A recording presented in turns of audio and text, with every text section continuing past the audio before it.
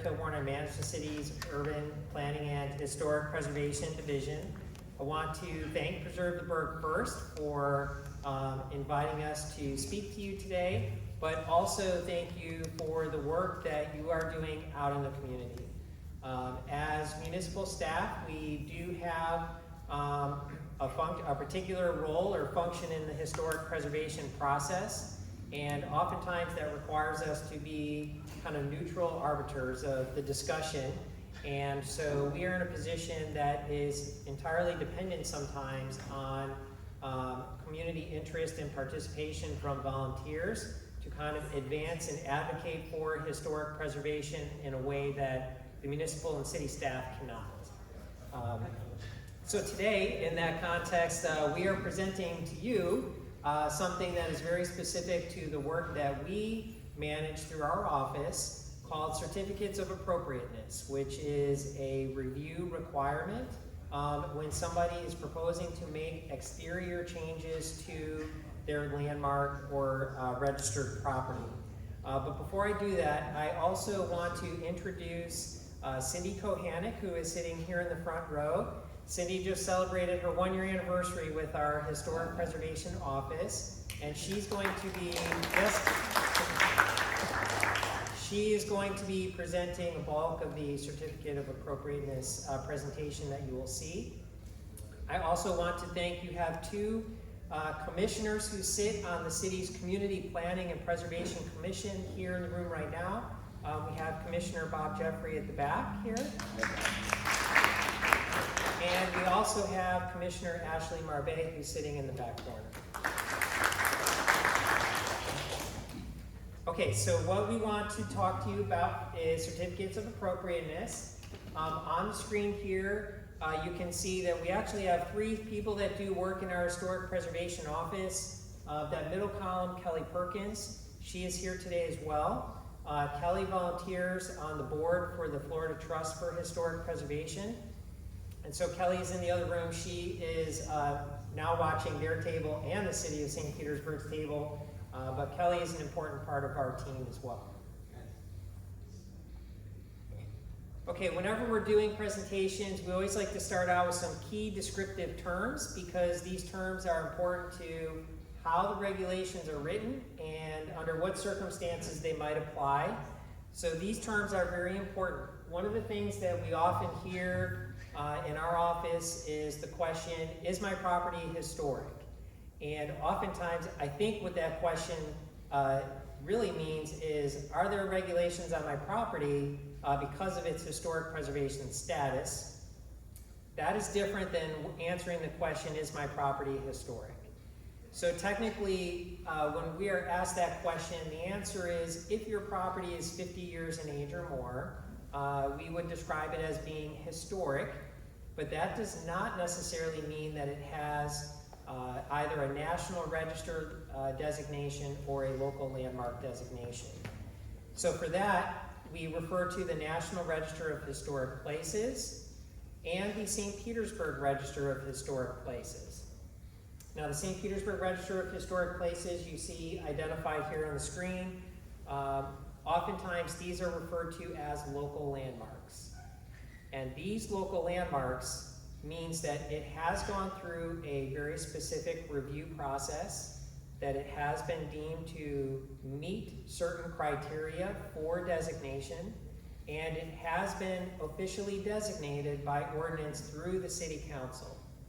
And for any discussion about certificate of appropriateness, that local landmark designation is what's most important because that is when a certificate of appropriateness is required. Now, one of the things you're going to see in the presentation is how is a certificate of appropriateness review applied? And that is dependent on whether a parcel of property is identified as contributing or non-contributing. So it's also important to understand those distinctions. A contributing resource means that that parcel at the time of designation was identified as contributing to the basis for the designation of the district in the first place. A very good example or clarification on this is, let's say you have a very old historic district but 5 years ago, a new house was constructed on a lot. That new house is not contributing to the basis for the designation in the first place, so that is recorded as a non-contributing resource to the district. And I know you're maybe asking yourself, well, how do I know if I'm contributing or non-contributing? And that is why we're going to show you a map in a minute to discover how to find that out for your own parcel. Okay, 2 other key terms on here is a reference to the St. Petersburg Design Guidelines. Cindy's going to talk about that in her presentation, and then also the Commission's role in the review process of a certificate of appropriateness. So for us, when you come to the city's webpage, it is stpete.org / and the word history. When you arrive at this page, it does give you a little bit of historic background for the city, and then you will see there is a button there for historic preservation. When you click on that button, it takes you to our historic preservation section of the website, and here you will see there is a button for historic preservation map. When you click on that map, this is what you're going to see. This is an interactive map feature. You can search by street address up in the top left corner. And also you can turn on and off different layers of information using the layer list, which is this little stack of papers icon at the top. The list will drop down, and then you can activate these different layers of information. So what you're seeing on this map, the yellow parcels, what we're looking at here is the National Register District for Kenwood, historic Kenwood. The yellow parcels were identified as contributing, and the pink parcels were identified as non-contributing. Same thing here, we also have local historic districts in this image. Again, contributing in yellow, non-contributing in pink. Okay, now the thing here to point out is that if you are in a local historic district, a certificate of appropriateness is required. So when we go down to the next screen to access the certificate of appropriateness application, you're going to go to stpete.org / and the word LDR, or the initials LDR. This is kind of the shortest URL to get into this application, but you can also get in there through the history page as well. And you'll see in the left corner it says Applications and Forms. And when you go into that button, the Applications and Forms, you will see there is a list, and the Certificate of Appropriateness application is identified there. The reason I'm showing you this screen is because in addition to the things that Cindy's going to talk to you about, there are also general zoning regulations. And so from the same LDR page, this is where you can scroll down to see just standard zoning information. Now before I close and turn it over to Cindy, since we're talking about these LDRs, I do want to just quickly point out too that sometimes when our office is involved in a particular situation, let's say for example, somebody has installed a fence and the fence does not comply with the standard zoning requirements. That is something that sometimes has come up in the work that we do through historic preservation, and we have oftentimes been identified as the reason that there is frustration with a fence that may have been identified by code compliance for the violation. What we have found is that oftentimes it's not necessarily a historic preservation issue that is being addressed through code compliance, rather it is a zoning violation issue. So it is important to understand what are the baseline zoning requirements before you even get to a discussion about historic preservation, because sometimes the line is blurred and that creates complications in understanding or even appreciating the historic preservation part of these reviews, because historic preservation sometimes gets blamed for zoning. Okay, what I'd like to do is bring Cindy Kohanek up, and she's going to walk you through the finer details of the Certificate of Appropriateness process. All right, Cindy, thank you.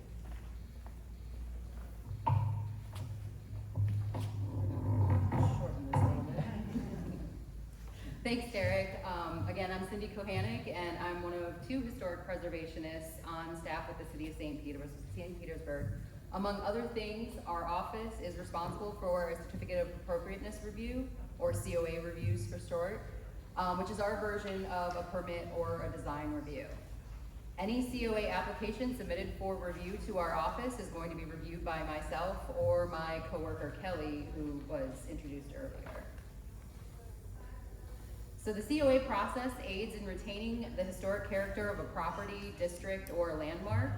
A COA review is required for any work on the exterior of a property that is designated as either a local landmark or a property located in a local historic district. There are 10 local historic districts in the city and over 120 individual local landmarks. COA approval should be sought prior to the undertaking of work on any designated property. A COA review does not include work on the interior or landscaping projects, but does include work on hardscaping items such as patios, walkways, and driveways. In 2023, staff reviewed 225 projects on either individual landmarks or properties in a local historic district. 79 of those did not actually require a full COA review. These projects were for items like HVAC replacement, electrical work, plumbing, things like that, where staff was able to release a hold on a building permit after very minimal review. 146, or about 65% of the projects that we reviewed last year, required more formal COA review process. Of the 146 COA reviews, 137 were approved, only 3 were denied, 1 is still in progress, and 5 were either withdrawn, combined with another application, or ultimately modified in some way that didn't require a full review. Only 24 projects out of these 146 went to the full commission for a hearing. The rest were actually reviewed by staff. Staff reviews are typically completed in a few days after receipt of complete information. The COA application packet that you see here is available on our website. It actually consists of 16 pages. However, we only actually require 2 of those pages, pages 1 and 2, be returned to us along with supporting documentation for a COA review. The rest of the pages in the COA packet include the review or approval matrix, which provides information on whether a proposed project will require staff or commission review.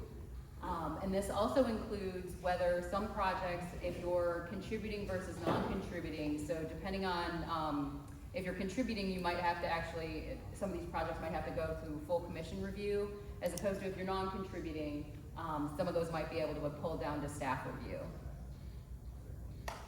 The rest of the application packet consists of checklists such as the one shown here that provide information on typical documents that are needed for a project to be reviewed. So for an example, a window replacement project would require images of the current windows on the structure in order for staff to determine whether they are original and their current condition. We'd also request information on the proposed windows, including items like their operation, configuration, and materials. A keyed window site plan, like you see here, is very important detail that helps staff understand the project overall, as well as the location of each window that is proposed for replacement. What you have to remember is that you may be super familiar with your project, but staff may not know exactly where that window is located. With any project, the details are important. Less is not more in this situation. Staff will need to address items such as, do the existing windows have muntins or grids? Will the proposed replacements match the existing configuration? Will any of the proposed materials match historic profiles like those muntins? Will the windows be recessed into the openings similar to existing windows? Staff is required to ensure that all work complies with the St. Petersburg design guidelines for historic properties, which actually brings me to my next topic. The St. Petersburg design guidelines for historic properties, or design guidelines for short, are available online and were a collaborative effort between the various city departments, the commission, and local residents and stakeholders. But the design guidelines are not just useful for owners of local landmarks or properties in a local historic district. The design guidelines offer a lot of general information, such as defining architectural details and common terms, information on popular architectural styles in St. Pete, as well as details on community characteristics like those hex block sidewalks. Chapter 3 in the design guidelines does a deep dive on architectural styles that are most commonly found in St. Petersburg. For example, like these pages shown here, craftsman style structure was most likely built in St. Pete between 1905 and 1930. Those are estimated dates. Don't hold us to it if one happens to fall outside of that category. This section also provides local examples of the style and lists common stylistic features. The architectural style sections also provide details on items such as the typical massing and composition of these style houses, as well as details on how the walls, eaves, and roofs were built for each style. They also provide details on typical windows and doors for each style, as well as these sections are helpful not just for anyone who's looking to do any sort of repair work on a designated landmark or in the local historic districts, but these sections are helpful for pretty much anyone looking to identify the style of their historic building. The design guidelines also provide information on planning for maintenance of your historic building, as well as useful timelines for maintenance, as well as inspection checklists.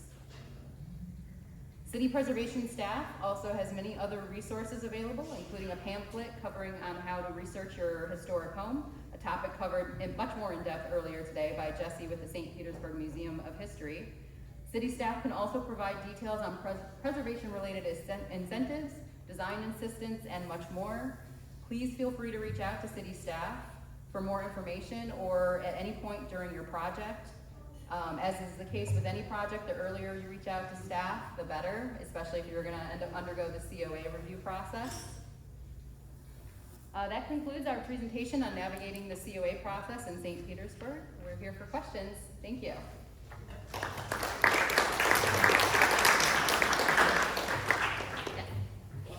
I think this may have come up earlier on the survey when the gentleman spoke about the survey, but approximately how many properties are impacted by this, like the raw number of properties that would be impacted by this process currently in St. Petersburg? It's less than 1%, right? That's what we know from the study. Yeah. We do have an exact parcel number. I don't know what that exact number is offhand, but we can get that number for you. I think the place economics study identified about 700. Okay. So it's Okay. It's not a lot. Pretty small. Yeah. And Individual landmarks are about 122, 126. So under 1,000, we'll say, just roughly. But- Yeah. Okay, thank you. So then that means that your 2023 year was fully 1/3 of the potential. You had 1/3 of those had a COA that year. Is that right? There is a lot of activity Yeah, happening in there's a lot those of activity, districts, right? yeah, right. I should probably stand up. So there's a lot of activity happening in those local historic districts, and to me, that's a positive reinforcing sign that you can make improvements. You can modernize these historic structures in ways that are historically compatible and retain the integrity of these districts, and just reinforces the success of having those districts in place. They can change, adapt, evolve over time. It's not, yeah. Yes, sir? So, going along with that, I think this morning, it was pointed out that the city is woefully underrepresented in local landmark districts. And I'm wondering if there's an initiative to correct that at the city level. That is, the city used to nominate districts to be local landmarks, and that seems to have stopped recently. Well, there's a difference between National Register and local historic districts. So there was some active energy to list National Register districts in the early 2000s. Around 2004, there were a number of local National Register districts that were created. But National Register districts, as you've heard, don't have the protection that comes with a local historic district. Now, for many, many years, St. Petersburg only had 3 local historic districts, Roser Park, Granada Terrace, and we had Roser Park and we had Granada Terrace. The next one to kind of shake that up finally was Lang's Bungalow Court came online, and the small collection of owners there were concerned about the future for that bungalow court. So they approached the city about pursuing local historic district designation. From that time then, in the last 5 years, we have had all of the historic Kenwood local historic districts come online. And then there have been a couple local historic districts that were initiated and designated in the context of the larger Old Northeast neighborhood. Is the city still allowed to make nominations? Well, since we're so Yeah. locally deficient. Well, so districts can be designated in one of two ways. So city council can adopt a resolution initiating the local historic district process, or there is a balloting mechanism where the residents in a particular neighborhood could go through a balloting process, and then if that balloting process has affirmative votes that exceed the minimum threshold required, that is a demonstration of support that would potentially move to a neighborhood-initiated application. And if it passes through that balloting process, then it would advance into the normal designation process, which is through our commission, who makes a recommendation to city council, and then city council is the body that votes to approve. So the idea of initiating a local historic district is something that hasn't come from, it isn't something that's been aggressively driven through our office. The way that we handle our work, I talked in the beginning, some of the difference between advocacy and administering the code. My opinion as the manager for the division is that that demonstration should be coming from the neighborhood and the owners themselves through the balloting process. Or there's going to be that more top-down politically driven decision, which should come from the elected representatives of the community, which would be the city council. So we are not actively advocating for local district designation out of our division office. It should come from the neighborhood or from city council. Well, maybe that's a good idea with the report we had this morning and the great deficiencies in our percentage of properties that are historic. Sure. Now, Historic Kenwood has been a great model for how to initiate something at the neighborhood level up, which is really the preferred option. It's coming from the neighborhood through a strong demonstration of support, and they're driving the process themselves. But that is one example, top up, or from bottom up from the neighborhood, and then you do have that other option to try to convince your representative on the city council to drive a district process from that position. Yes, sir? How have you been, by the way? I'm here. Good. I have gone through the COA process, and the staff was extremely helpful, very flexible, and it was a wonderful experience. I wanted to testify. But I also have a question. Okay. This morning, Donovan said that the city is an outlier in historic districts because it requires that if you do not vote, the 50% rule says that a non-vote is a no. That is perhaps the only one in the country where that is true. If we're a municipal outlier, how would we approach changing that? And is there a mechanism or an organization in place that would lead that effort? Okay. So the question was, I talked about balloting. So what does that mean?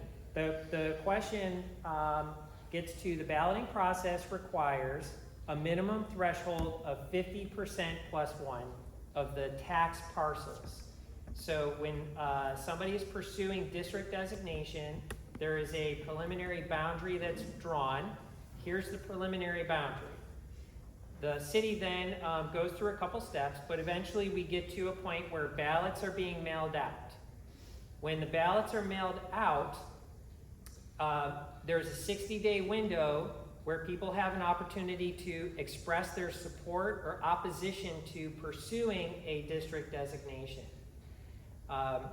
The ballots that come back must meet or represent 50% of the tax parcels plus one within that boundary. If it does not meet that threshold, then everything stops and there is no formal application that is processed. Now, if you are the owner of a parcel and you do not remit your ballot to the city, that ballot, the question was, why doesn't that ballot count in the process? The way that that gets recorded is essentially equivalent to a no vote. We're trying to be very careful about protecting individual property rights. And in the balloting process, our belief is there should be an affirmative statement. I support pursuing district designation, and I am remitting this ballot back, attesting to that. If you don't remit the ballot, then that is getting recorded as a non-vote, non-supporting vote, because we don't know why the person didn't remit the ballot. Are they maybe serving overseas? They're not collecting their mail? It is a difficult position to be in to record that as an affirmative vote when that person may be opposed, but they weren't aware of the ballot, whatever the reason might be. So those are recorded as non-response, and at the end of the process, the non-response is essentially recorded in the no column. Right. So, let me rephrase my question. Mm-hmm. I understand that. Okay. And I really think it's a very good distillation you have given us. Mm-hmm. And you have done your job very, very well. Thank you. Is this a city requirement, the 50% plus one? Mm-hmm. Is this a city requirement, a county requirement, a state requirement, Yeah. or a federal? So where Okay, yeah. does the political Yeah. action occur to change that? Okay, so the question was, is the 50% plus one a city, state, federal requirement? Where does that come from? The 50% plus one is a city requirement because the local designation process is entirely designed by and managed at the city level. The threshold used to be 66%. And the process for affirming support was a signature petition. So over the years, the signature petition was replaced with a ballot process because it was a more secured process. Rather than just a petition signature collection drive that's maybe happening in the neighborhood, the city has no way to verify the signatures or how that process was conducted. So the balloting procedure was a way to create a more secure process that ballots are being sent out by the city. We're collecting the ballots back, but also the city can confirm that we have sent out direct mail notice to every registered owner in this potential district so that there couldn't be any accusations later that somehow the signature petition drive was targeted to exclude people. So the balloting process definitely gives us a more transparent way of conducting that early step in the preliminary application process. So this is at the city council level or at the administration level? That is, if we were to look at ways of helping to simplify that process for all people concerned, would we approach city council or would we approach the mayor's office? Could be both, could be both. Technically, the land development regulations are adopted and amended by the city council. So the balloting procedures are outlined in the land development regulations. What would need to happen is a text amendment to that section of the city code would need to be approved through the normal text amendment process to change whatever those steps might be. in the ballot. Thank you so much. You're welcome. You're welcome. Maybe there is a- maybe one more and. Yeah, I'll let you manage who gets to go last. Well, there's two, right, so. Why don't you wait case into the next subject? Okay. So I can go last. I guess I have a question about, is that a fairly standard process, or Donovan was in earlier, you said that, you know, there's lots of other cities that have a lot of protected buildings. So is this the same process that they're using, or are there other ways that maybe we can preserve buildings in St. Pete that aren't through local historic districts? Yeah. That's a great question I talk about all the time. You need a preservation culture and mindset if you're going to be successful in any part of what we do. So it's not, in my opinion, good enough to just be out there fighting for designation. You really have to be laying down the foundation for just a preservation mindset. I mean, at the end of the day, I'm speaking for myself. At the end of the day, I don't particularly care if a building is designated if you have a concerned owner who's making all the right maintenance decisions to continue to protect and preserve the historic building. And that's why the design guidelines to me are so important. You don't have to be designated to learn how to make smart decisions about your historic home. And so we're always encouraging people to use the design guidelines to make those good decisions. And that's why we, you know, through our office, we have tried to think about other ways to advance that preservation mindset. Is it coming up with adaptive reuse for historic buildings? Is it incentives for transfer of development rights? Is it talking about legacy businesses that have been operating in the city for 50 years or more? Is it talking about historic signs and encouraging businesses to retain those iconic historic signs that you know, we kind of associate with our experience growing up in the community or particular geographic locations in the city?